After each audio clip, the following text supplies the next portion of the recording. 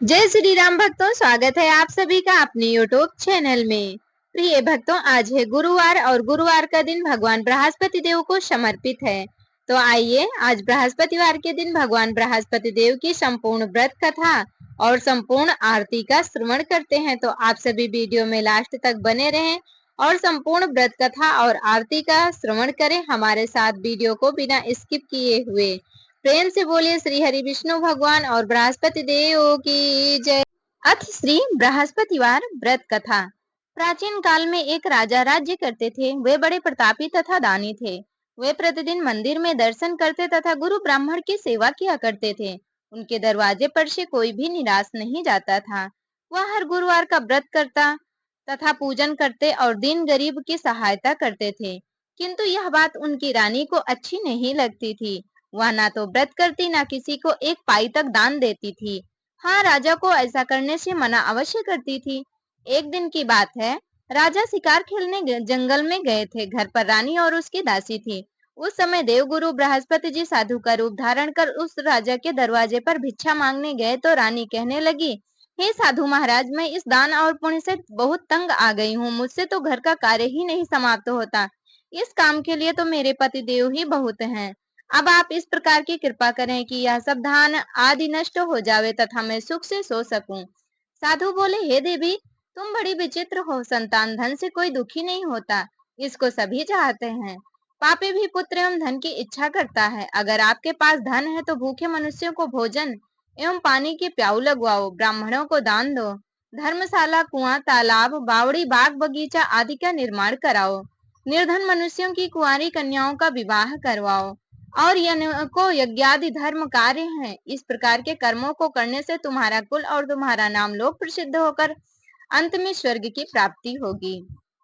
किंतु वह रानी इन बातों से खुश न हुई। वह बोली, महाराज, मुझे ऐसे धन की आवश्यकता ही नहीं है जिसका मैं और अन्य मनुष्यों को दान दूं तथा जिसको रखने उठाने में मेरा सब समय बर्बाद हो। साधु ने कहा, हे देवी, यदि तुम्हारी ऐसी ही इच्छा है तो मैं जैसा कहता हूँ तुम वैसा ही करो। बृहस्पतिवार के दिन घर को पोतकर अपने सिर के बालों को धोते हुए स्नान करना। राजा से कहना वह हजामत बनवाए, भोजन में मांस मदिरा आदि खावे, कपड़े धोबी को धुलाने को दें।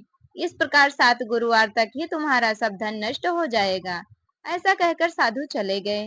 रानी ने साधु के बताए वचन के अनुसार वैसा ही किया और 3 बृहस्पतिवार बीतते ही उनका संपूर्ण धन नष्ट हो गया। भोजन के लिए वे दोनों समय भूखे तरसने लगे और संसार के सभी रोगों से घिर गए। तब राजा ने रानी से कहा, तुम यहीं पर रहो, मैं दूसरे देश को जाता हूँ, क्योंकि यहाँ पर मुझे सभी जानते हैं, इसलिए कोई कार्य भी नहीं कर सकता। ऐसा कह राजा परदेश चला गया। वहां जंगल से लकड़ी काटकर शहर में बेचकर जीवन व्यतीत करने लगा। इधर राजा के घर रानी और दासी भारी दुखी हो गईं। वे किसी दिन बिना भोजन के ही जल पीकर रह जाती थीं। एक बार जब रानी और दासी को 7 रोज बिना भोजन के व्यतीत हो गए, तब रानी ने अपनी दासी से कहा, हे दासी, यहाँ पास के नगर में मेरी बहन रहती है। वह बड़ी धनवान है। तू उसके पास जा और 5 शेर बेझर मांग कर ला दे, जिससे कुछ समय के लिए गुजारा हो जाए। रानी की आज्ञा मानकर दासी उसकी बहन के पास गई।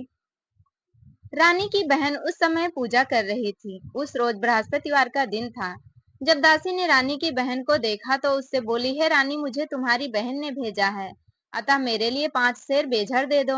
दासी के अनेक बार कहने पर भी रानी ने कुछ उत्तर न दिया, क्योंकि वह उस समय बृहस्पतिवार के व्रत की कथा सुन रही थी। जब दासी को उत्तर नहीं मिला तो वह बहुत दुखी हुई तथा क्रोध भी आया और लौटकर अपने गांव में रानी के पास आकर बोली, हे रानी, तुम्हारी बहन छोटे मनुष्यों से बात नहीं करती। जब मैंने उससे बार बार कहा तो भी उसने किसी प्रकार का उत्तर नहीं दिया। मैं लौटकर चली आई। रानी बोली, हे दासी, इसमें उसका कोई दोष नहीं है। जब बुरे दिन आते हैं तो कोई सहारा नहीं देता। अच्छे और बुरे का पता आपत्ति काल में ही लगता है। जैसी ईश्वर की इच्छा होगी वही। तब दासी कहने लगी, देखो, वैसे हमको जब अनाज नहीं मिलता, भोजन नहीं मिलता, तो हम रोज ही व्रत करते हैं। अगर इनसे व्रत की विधि और कथा पूछ ली जाए तो उसे हम भी करें। तब उस रानी ने अपनी बहन से पूछा कि हे बहन, बृहस्पतिवार के व्रत की कहानी क्या है और यह व्रत कैसे करना चाहिए। तब उसने कहा, हे बहन, गुरु के व्रत में चना की दाल, गुड़, मुनक्का से विष्णु भगवान का केले की जड़ में पूजन करें तथा दीपक जलावें, पीला भोजन करें, कथा सुने, ऐसा करने से गुरु भगवान प्रसन्न हो अन्न धन पुत्र परिवार देते हैं और सभी मनोकामना पूर्ण करते हैं। तब रानी और दासी दोनों ने निश्चय किया कि हम भी बृहस्पतिवार का व्रत करेंगे और बृहस्पति देव का पूजन अवश्य करेंगे। 7 रोज बाद जब बृहस्पतिवार आया तो उन्होंने व्रत रखा। दासी घुड़साल में जाकर चना व गुड़ बीन लाई और उसकी दाल से केले की जड़ के सहित विष्णु भगवान का पूजन किया, किंतु पीला भोजन कहाँ से आवे, विचार कर बड़ी दुखी हुई। किंतु उनके व्रत से गुरु भगवान प्रसन्न हो 2 थालों में सुंदर पीला भोजन लेकर आए और दासी को देकर बोले, हे दासी, यह तुम्हारे और रानी के लिए भोजन है, तुम दोनों इसी भोजन को करना। दासी भोजन को पाकर बड़ी प्रसन्न होकर रानी से बोली, रानी जी भोजन कर लो। रानी को इस विषय में कुछ भी नहीं पता था, इसलिए वह बोली, अरे दासी तू ही भोजन कर, क्योंकि तू हमारी व्यर्थ में हंसी उड़ाती है। दासी बोली, एक महात्मा भोजन दे गए हैं। रानी कहने लगी, वह भोजन तेरे लिए ही दे गए हैं, तू ही भोजन कर ले। दासी ने कहा, वह महात्मा हम दोनों को दो। भूखे मनुष्यों को भोजन करवाना, प्याऊ लगवाना, ब्राह्मणों को दान देना, कुआं तालाब बावड़ी आदि का निर्माण कराना, मंदिर पाठशाला बनाकर दान देना चाहिए। कुंवारी कन्याओं का विवाह करवाकर धन को अच्छे और धर्म के कार्यों में खर्च करो, जिससे तुम्हारा और तुम्हारे कुल का यश फैलकर तुम्हें स्वर्ग प्राप्त होगा और तुम्हारे पितर भी प्रसन्न होंगे। रानी ने इस प्रकार के कार्य करने प्रारंभ कर दिए, जिससे उसका काफी यश फैलने लगा। इधर राजा परदेश में जाकर दुखी रहने लगा। प्रतिदिन जंगल से लकड़ी बीन कर लाता और उन्हें शहर में बेचकर अपने दुखी जीवन को बड़ी कठिनाई से व्यतीत करता था। एक दिन राजा दुखी होकर अपनी पुरानी बातों को याद करके रोने लगा। तब उस जंगल में से बृहस्पति देव एक साधु का रूप धारण कर आ गए और राजा के पास आकर बोले, हे लकड़हारे, तुम इस सुनसान जंगल में किस चिंता में बैठे हो, मुझको बतलाओ। यह सुनकर राजा के नेत्रों में पानी भर आया और साधु की वंदना करके बोला, हे प्रभु, आप सब कुछ जानने वाले हो। इतना कह साधु को अपनी संपूर्ण कथा बता दी। महात्मा स्वभाव से ही दयालु होते हैं। बोले, हे राजा, तुम्हारी स्त्री ने बृहस्पति देव का अपराध किया था, जिस कारण तुम्हारी यह दशा हुई। अब तुम किसी प्रकार की चिंता मत करो, भगवान तुम्हें पहले से अधिक धनवान करेंगे। देखो, तुम्हारी स्त्री ने गुरुवार का व्रत आरंभ कर दिया है और तुम मेरा कहा मानकर बृहस्पतिवार को व्रत करके चना की दाल और गुड़ जल के लोटे में डालकर केले का पूजन करो। कथा सुनो, भगवान तुम्हारी सभी मनोकामनाओं को पूर्ण करेंगे। साधु को प्रसन्न देख राजा बोले, हे प्रभु, मुझे लकड़ी बेचकर इतना पैसा नहीं मिलता जिससे भोजन करने के उपरांत कुछ बचा सकूं। मैंने रात्रि को स्वप्न में अपनी रानी को व्याकुल देखा। मेरे पास कुछ भी नहीं है जिससे मैं उसकी खबर मंगा सकूं, और फिर मैं कौन सी कथा सुनी या मुझको कुछ भी मालूम नहीं है। साधु ने कहा, हे राजा, तुम किसी बात की चिंता मत करो। बृहस्पतिवार के दिन रोजाना की तरह लकड़ियां लेकर शहर जाओ। तुमको उस दिन और रोज से दुगना धन प्राप्त होगा, जिससे तुम भली प्रकार भोजन कर बृहस्पति देव की पूजा का सामान भी ला सकोगे। बृहस्पतिवार की कथा इस प्रकार से है, सुनो। प्राचीन काल में एक बहुत ही निर्धन ब्राह्मण था। उसके कोई भी संतान नहीं थी। उसकी स्त्री बहुत मलिनता के साथ रहती थी। वह न रोज स्नान करती, न किसी देवता का पूजन करती थी। प्रातः काल उठते ही सर्वप्रथम भोजन करती, बाद में कोई अन्य काम करती थी। इससे ब्राह्मण देवता बड़े दुखी थे। बेचारे बहुत कुछ कहते, परंतु उनका कोई परिणाम न निकलता। भगवान की कृपा से ब्राह्मण की स्त्री के गर्भ से कन्या रूपी रत्न पैदा हुई। वह कन्या अपने पिता के घर में बड़ी होने लगी। पूर्व संयोग से वह बालिका प्रातः स्नान करके विष्णु भगवान का जप करने लगी, कथा बृहस्पतिवार को व्रत करने लगी और कथा सुनने लगी। अपने पूजन पाठ को समाप्त करके स्कूल जाती तो अपनी मुट्ठी में जौ भर के ले जाती और पाठशाला के मार्ग में डालती जाती थी। तब ये जौ सड़ के हो जाते थे और लौटते समय उनको बीनकर अपने घर में ले आती थी। एक दिन वह बालिका सूप में उन सोने के जौओं को फटक कर साफ कर रही थी। उस समय उसके पिता ने देख लिया और कहा, बेटी, सोने के जौओं को फटकने को सोने का ही सूप होने चाहिए। दूसरे दिन गुरुवार था। इस कन्या ने व्रत रखा और बृहस्पति देव से प्रार्थना करके कहने लगी, हे प्रभु, मैंने आपकी पूजा सच्चे मन से की हो तो मेरे लिए सोने का सूप दे दें। बृहस्पति देव ने उसकी प्रार्थना स्वीकार कर ली। रोजाना की तरह वह कन्या जौ फैलाती हुई जाने लगी। जब लौटकर जौ बीन रही थी तो बृहस्पति देव की कृपा से वहीं सोने का सूप भी मिल गया। उसे वह घर ले आई और उससे जौ साफ करने लगी, परंतु उसकी माँ का वही ढंग रहा। एक दिन की बात है, वह कन्या सोने के सूप में सोने के जौ साफ कर रही थी। उस समय उस राज्य का राजपुत्र होकर वहां से निकला। वह इस कन्या के रूप और कार्य को देखकर मोहित हो गया और अपने महल में जाकर भोजन तथा जल त्याग कर उदास हो लेट गया। राजा इस समाचार को पाकर अपने प्रधानमंत्रियों के साथ उसके पास गए और बोले, बेटा, तुम्हें किस बात का कष्ट है? किसी ने तुम्हारा अपमान किया अथवा और कोई कारण है? सो कहो, मैं वही कार्य करूंगा जिससे तुम्हें प्रसन्नता हो। अपने पिता की बात सुन वह बोला, मुझे आपकी कृपा से किसी बात का दुख नहीं है और न ही किसी ने मेरा अपमान किया है, परंतु मैं उस लड़की के साथ विवाह करना चाहता हूँ जो सोने के सूप में सोने के जौ साफ कर रही थी। राजा यह सुनकर आश्चर्य में पड़ गया और बोला, हे बेटा, इस प्रकार की कन्या का पता तुम ही लगाओ, मैं उसके साथ तेरा विवाह अवश्य ही करवा दूंगा। राजकुमार ने राजा को उस लड़की के घर का पता बतला दिया। तब मंत्री उस लड़की के घर गए और ब्राह्मण को राजा का कहा सभी हाल बतलाया। ब्राह्मण देवता राजकुमार के साथ अपनी कन्या का विवाह करने के लिए तैयार हो गया और विधि विधान के अनुसार ब्राह्मण की कन्या का विवाह राजकुमार के साथ संपन्न हो गया। कन्या के घर जाते ही पहले की भांति उस ब्राह्मण देवता के घर में गरीबी का निवास हो गया। अब भोजन के लिए भी अन्न बड़ी मुश्किल से प्राप्त होने लगा। एक दिन बहुत दुखी होकर ब्राह्मण देवता अपनी पुत्री के पास गए। बेटी ने पिता को दुखी अवस्था में देखा और उनसे अपनी माँ का कुशल हाल पूछा। तब ब्राह्मण ने अपना सभी हाल कहा। कन्या ने बहुत सा धन देकर अपने पिता को विदा किया। इस प्रकार उस ब्राह्मण का कुछ समय सुख पूर्वक व्यतीत हुआ, किंतु कुछ दिन बाद फिर वही हाल हो गया। ब्राह्मण फिर अपनी कन्या के यहाँ गया और सभी हाल कहा तो लड़की बोली, हे पिताजी, आप माताजी को यहाँ लिवा लाओ, मैं उनसे सभी बात ठीक ठीक कह दूंगी। पुत्री की सलाह मानकर वह ब्राह्मण देवता अपनी स्त्री को लेकर वहां पहुंचे तो पुत्री अपनी माँ को समझाने लगी, हे माँ, तुम प्रातः काल उठा करो, प्रथम स्नान आदि करके विष्णु का पूजन किया करो, तो सब दरिद्रता नष्ट हो जाएगी। परंतु उसकी माँ ने एक भी बात न मानी और प्रातः काल उठकर अपनी पुत्री के बच्चों की जूठन को उठाकर खा लेती, और जब पुत्री पूजन आदि के लिए कहती तो वह कह देती, मैंने तो खाना खा लिया है। एक दिन यह सुनकर उसकी पुत्री को बहुत गुस्सा आया और एक रात उसे कोठरी में से सभी सामान निकालकर उस ब्राह्मणी को उसमें बंद कर दिया। प्रातः काल होते ही उसे उसमें से निकाला और स्नान आदि करा के पाठ करवाया तो उस ब्राह्मणी की बुद्धि ठीक हो गई। फिर तो पूजा तथा हर बृहस्पतिवार को वह व्रत रखने लगी। अब तो व्रत के प्रभाव से वह ब्राह्मणी बहुत धनवान व पुत्रवान हो गई और अंत में वह स्वर्ग के लिए गई तथा ब्राह्मण भी सुख भोग कर स्वर्ग को चला गया। इस प्रकार कथा कहकर वह साधु देवता वहां से लोप हो गए। धीरे धीरे समय व्यतीत होने पर बृहस्पतिवार का दिन आया। राजा जंगल से लकड़ी काटकर बेचने गया तो उसे उस दिन और दिन से अधिक पैसा मिला। राजा ने चना गुड़ आदि लाकर गुरुवार का व्रत किया। उस दिन से उसकी सभी कठिनाइयां दूर होने लगी। परंतु जब दोबारा गुरुवार का दिन आया तो राजा बृहस्पतिवार का व्रत करना भूल गया। इस कारण बृहस्पति भगवान नाराज हो गए। संयोग से तभी उसी नगर के राजा ने विशाल यज्ञ का आयोजन किया तथा शहर में यह घोषणा करा दी कि कोई भी मनुष्य अपने घर में भोजन न बनावे, न अग्नि जलावे, सभी जनता मेरे यहाँ भोजन करने आवे। जो इस आज्ञा को न मानेगा उसके लिए फांसी की सजा दी जाएगी। इस प्रकार की घोषणा संपूर्ण नगर में करवा दी गई। राजा की आज्ञा अनुसार शहर के सभी लोग भोजन करने गए, लेकिन लकड़हारा कुछ देर से पहुंचा, इसलिए राजा उसको अपने साथ स्वयं महल में ले जाकर वहां उसे भोजन करा रहे थे तो रानी की दृष्टि उस खूंटी पर पड़ी जिस पर उसका हार लटका हुआ था। वह वहां दिखाई नहीं दिया। रानी ने निश्चय किया कि मेरा हार इस मनुष्य ने चुरा लिया है। उसी समय पुलिस को बुलाकर उसको जेल खाने में डलवा दिया। जब राजा जेल खाने में पड़ गया, बड़ा दुखी होकर विचार करने लगा कि जाने किस पूर्व जन्म के कर्म से मेरे लिए यह दुख प्राप्त हुआ है, और उसी साधु को याद करने लगा जो कि जंगल में मिला था। उसी समय तत्काल बृहस्पति जी साधु के रूप में प्रकट हो गए और उसकी दशा देखकर कहने लगे, अरे मूर्ख, तूने बृहस्पति देवता की कथा नहीं करी, इस कारण तेरे लिए यह दुख प्राप्त हुआ है। अब चिंता मत कर, बृहस्पतिवार के दिन जेल खाने के दरवाजे पर 4 पैसा पड़े मिलेंगे, उनसे तू बृहस्पति देव का पूजन करना, तेरे सभी कष्ट दूर हो जाएंगे। बृहस्पतिवार के दिन उसे 4 पैसा मिले। राजा ने कथा की तो उसी रात्रि को बृहस्पति देव ने उस नगर के राजा को स्वप्न में कहा, हे राजा, तुमने जिस आदमी को जेल खाने में बंद कर दिया वह निर्दोष है, उसे छोड़ दो। रानी का हार उसी खूंटी पर लटका हुआ है।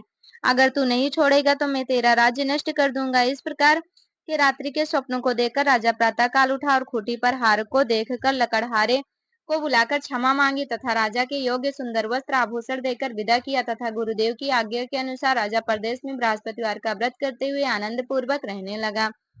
अब एक दिन रानी और दासी विचार करने लगी कि ना जाने राजा किस प्रकार से हैं, उनकी कोई खबर ही नहीं मिली। तो गुरु भगवान से उन्होंने प्रार्थना की। भगवान ने रात्रि में राजा को स्वप्न में कहा कि हे राजा, उठ उठ, तेरी रानी तुझको याद करती है, तू अपने देश को चला जा। राजा प्रातः काल उठा और विचार करने लगा।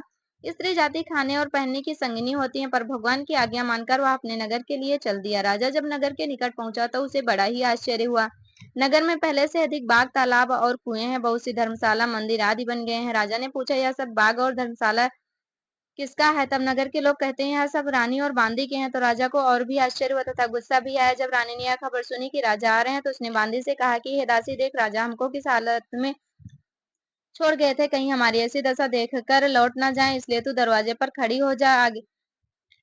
आज्ञा अनुसार दासी दरवाजे पर खड़ी हो गई और जब राजा आए तब उन्हें लिवा लाई। तब राजा ने क्रोध करके अपनी तलवार निकाली और पूछने लगे, बताओ कि यह धन तुम्हें कैसे प्राप्त हुआ? तब रानी ने कहा, हमें यह सब धन बृहस्पति जी के व्रत के प्रभाव से प्राप्त हुआ है। यह सुन राजा ने निश्चय किया कि 7 रोज बाद तो सभी बृहस्पति देव का पूजन करते हैं, परंतु मैं अब रोजाना दिन में 3 बार कथा कहा करूंगा और व्रत किया करूंगा रोज।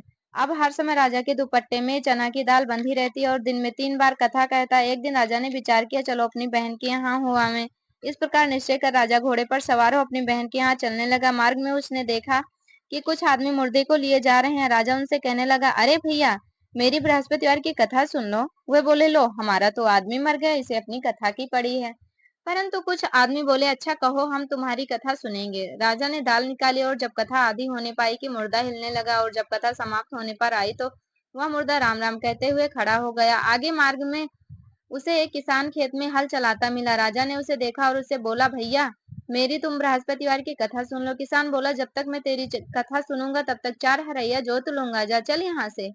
राजा आगे चलने लगा। राजा के हटते ही बैल पछाड़ खाकर गिर गया और उसके पेट में जोर का दर्द होने लगा। उस समय उसकी माँ रोटी लेकर आई। उसने यह देखा तो अपने पुत्र से सब हाल पूछा और उस बेटे ने सब हाल कह दिया। बुढ़िया दौड़ी दौड़ी उस घुड़सवार राजा के पास गई और उससे बोली, मैं आपकी कथा सुनूंगी, तुम कहो तथा मेरे खेत पर चलकर कहो। राजा ने बुढ़िया के खेत पर कहानी कही, जिससे वे बैल उठकर खड़े हुए और किसान के पेट का दर्द भी बंद हो गया। राजा अपनी बहन के घर कुशल पूर्वक पहुंच गया। बहन ने भाई की खूब मेहमानी की। दूसरे दिन प्रातःकाल राजा ने अपनी बहन से कहा कि ऐसा कोई मनुष्य है जिसने भोजन ना किया हो, वह मेरी बृहस्पतिवार की कथा सुन ले। बहन बोली, हे भैया, यह देश ऐसा ही है। सर्वप्रथम यहाँ सभी लोग भोजन करते हैं, अगर कोई पड़ोस में हो तो देख आऊं। ऐसा कह वह देखने गई, लेकिन कोई व्यक्ति बिना भोजन किए नहीं मिला। केवल एक कुम्हार मिला जिसका लड़का बीमार था। उसके यहाँ 3 रोज से किसी ने भोजन नहीं किया था। रानी ने अपने भाई की कथा सुनने के लिए कुम्हार से कहा, वह तैयार हो गया। राजा ने वहां जाकर बृहस्पतिवार की कथा कही, जिसे सुनकर कुम्हार का लड़का ठीक हो गया। अब तो राजा की प्रशंसा होने लगी। एक दिन राजा ने अपनी बहन से कहा, है बहन, हम घर के लिए जाएंगे, तुम भी तैयार हो जाओ।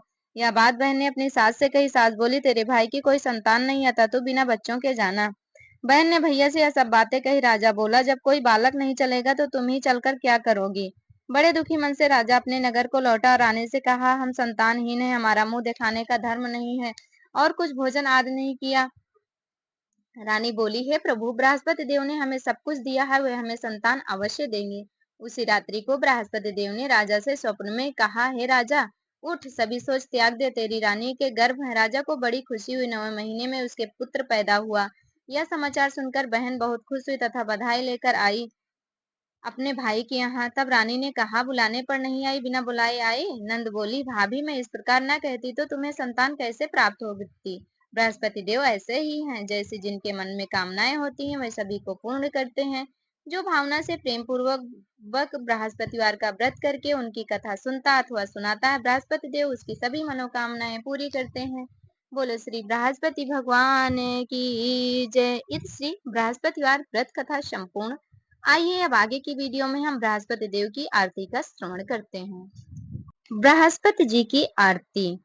जय जय बृहस्पति देवा,